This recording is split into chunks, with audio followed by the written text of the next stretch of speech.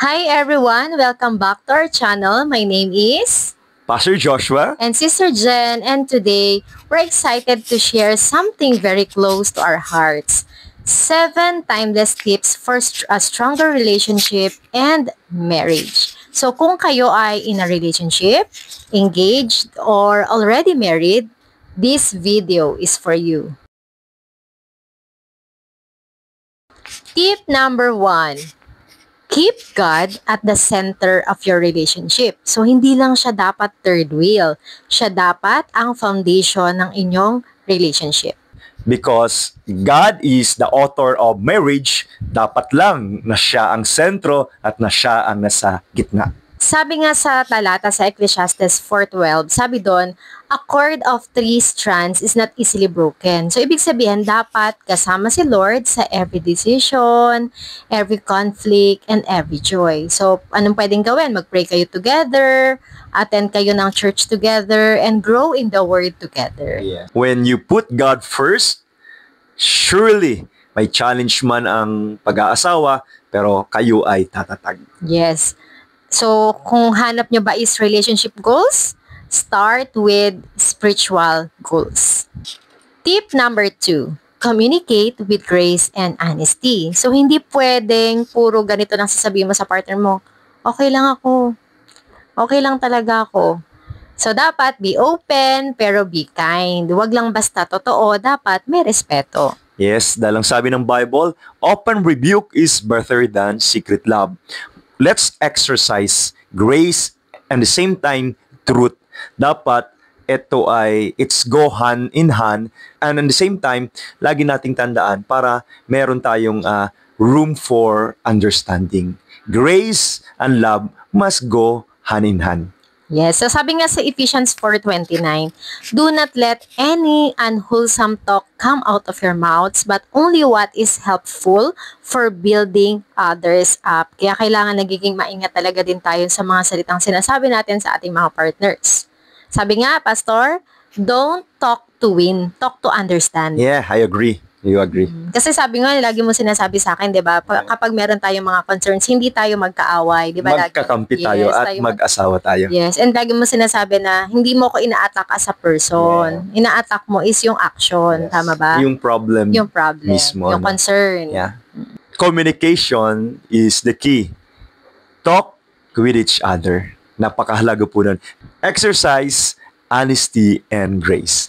Okay, number 3. Forgive daily. Hindi dahil easy, pero dahil mahal mo. So, walang, di ba, Pastor, walang perfect na partner. Pero pwede kayong maging forgiving na partner. Tama, Sister Jen, forgive daily. Yes. So, sabi nga sa Colossians 3:13, sabi doon, Pastor, forgive as the Lord forgave you. So, if si Lord nga nag-forgive, tayo pa kaya?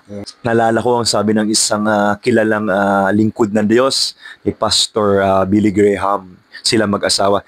They are two forgivers and lovers. Dalawang mangingibig na marunong magpatawad at magmahal.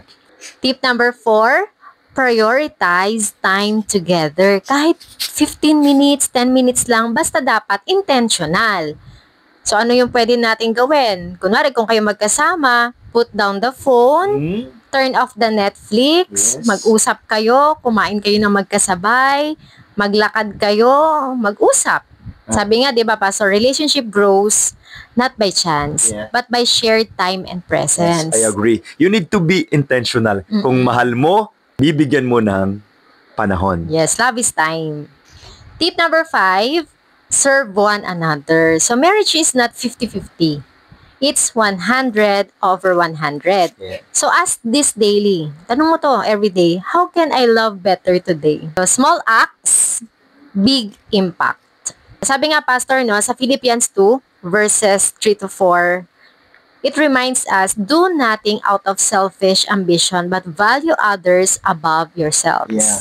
Let us have great concern for the welfare ng ating kapartner sa buhay. Lagi natin silang bibigyan ng tinatawag na pagpapahalaga, tulad din ng pagpapahalaga natin sa ating sarili. Kasi kayo na ay pinag-isa ng Diyos. You are one. as husband and wife. Yes. You care for each other because you love each other. Tip number 6, fight fair. So, yung conflict na yan, normal yan sa lahat ng relationship. What matters is how you handle it. So, wag mong kakalabanin ang asawa mo. Kalabanin nyo yung problema together. Tama si Sir Jen. Magkakampi kayo. At the same time, kung may conflict man na mag-arise, you work together. You talk together. Though, hindi talaga yan maiiwasan dahil bilang magkaiba ang inyong upbringing, magkaiba kayong tao.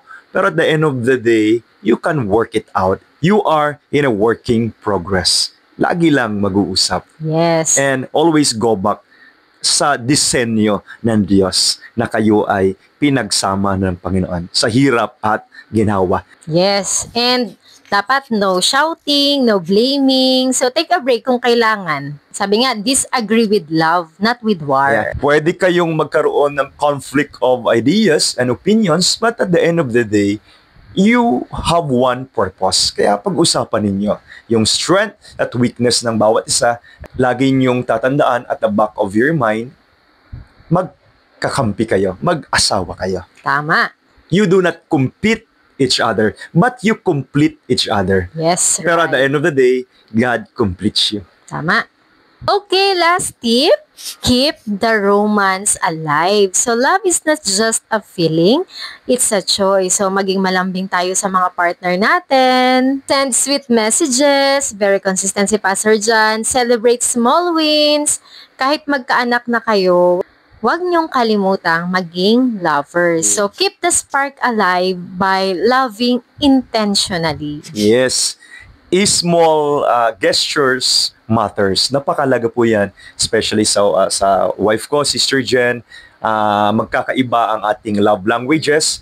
Sa kanya, very artistic yan talagang. Yes, mahilig ako magbigay ng mga personalized item. Yeah. Si Pastor naman, very consistent yan sa nagsisend sa akin ng mga sweet messages, mapa-personal or mapa-chat. Know your love language. And the end of the day, spread God's love, not hate. Kayo ay mag-asawa. Magte 10 years na po kami ni Pastor bilang mag-asawa at masasabi ko na from day 1 na nagkaroon kami ng relasyon up to now, ganun pa rin siya, very consistent pa din siya. By God's grace alone, ay mag 10 years na po kami this coming December 28, 2025. And masasabi ko po, we are far from perfect na couple. But, yes, but we have a perfect God who loves us. Kaming dalawa ni Sister Jen po ay patuloy kaming nag-grow and as husband and wife, and also patuloy kaming nag-grow bilang mga abang lingkod ng Diyos. Yes, patuloy kaming tinuturuan pa rin ng Panginoon. Yeah.